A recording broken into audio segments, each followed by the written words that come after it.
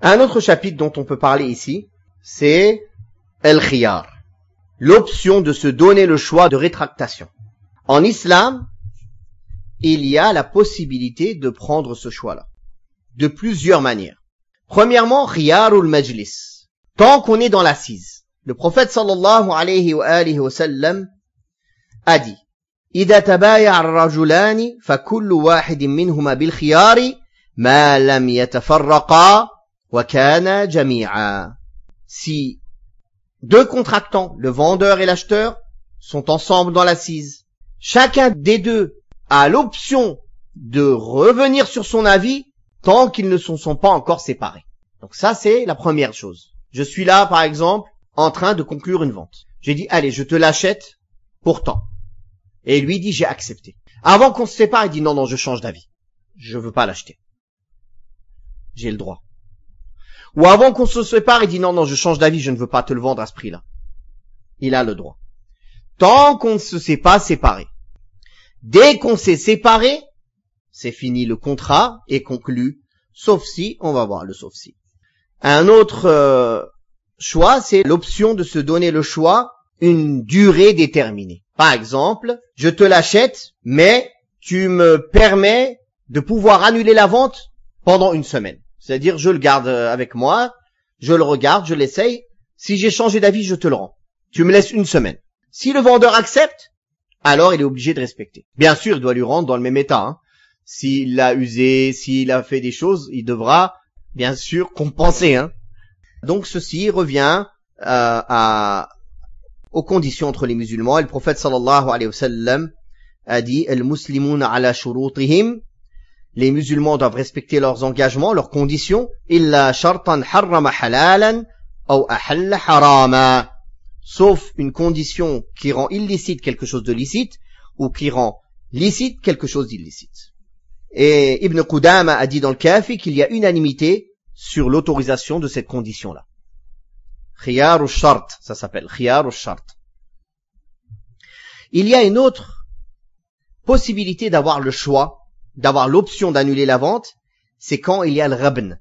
On en a parlé dans la vente de l'mustarsil. Si quelqu'un, par exemple, ne connaît pas le prix des choses correctement, ou qu'on l'a trompé, on lui a fait croire que le prix de cet objet est à un prix et en fait il est beaucoup moins cher que ça, ou beaucoup plus cher que ça quand c'est un vendeur. S'il s'en est rendu compte, alors il peut faire annuler la vente. Si bien sûr l'écart est grand. Si l'écart est minime, alors il n'y a pas de problème, ça passe, Inch'Allah, tant que l'écart est minime. Par exemple, quelqu'un vient nous acheter une voiture, nous on ne connaît rien aux voitures. Il dit ta voiture dans le marché, elle vaut 10 000 €. Il dit d'accord. Et une fois que la vente est conclue, il part, il se renseigne ou on l'informe que non, cette voiture dans le marché, elle vaut 20 000 €, elle vaut pas 10 000 €. Alors il peut revenir et dire écoute, tu m'as trompé, je me suis renseigné, c'est 20 000 €, j'ai ramené des avis d'experts, tu m'as dit que ma voiture dans le marché, elle valait 10 000 €, moi j'y connais rien aux voitures, tu m'as trompé. Alors là, on peut faire annuler la vente et il va nous rendre l'argent. Et on refait une vente. Ou bien, on se met d'accord, il dit d'accord, je te rajoute tant. Ou alors on annule la vente et on refait une vente avec lui ou avec un autre. Mais quoi qu'il en soit, la personne a l'option de faire annuler la vente s'il s'est fait tromper de cette manière-là. C'est ça l'important à comprendre. Pareil, si quelqu'un s'est fait tromper à cause d'une autre personne qui a fait monter le prix à côté de lui, juste pour le faire acheter plus cher, ça aussi, ça peut rentrer dans le rabn. Et il peut avoir le choix d'annuler la vente. Parmi les options d'annuler la vente, il y a khiyar ou tadlis. C'est quand on veut montrer la marchandise sous sa meilleure forme en cachant ses défauts. La tromperie. En résumé, la tromperie.